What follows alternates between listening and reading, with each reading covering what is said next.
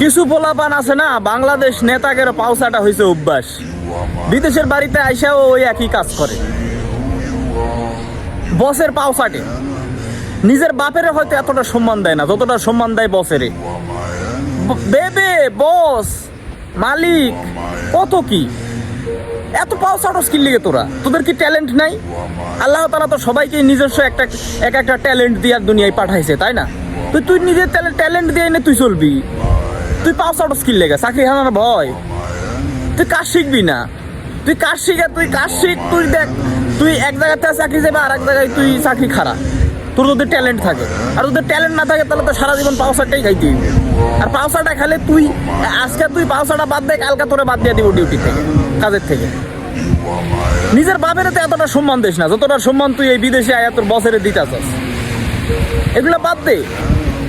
পারে না মনে হয় বসের আব্বা কইয়া লাইব। সাইডে কে কখন আইলো, এ কইলো সে কইলো, সব ডিজে তুই বসের লাগাস, তুই বদনাম করিস। তুই এডি করস কি লেগে? তুই 2 দিন অসুস্থ হয়ে পড়ে থাক, তোর জায়গা আরেকজন লইয়া লাইব।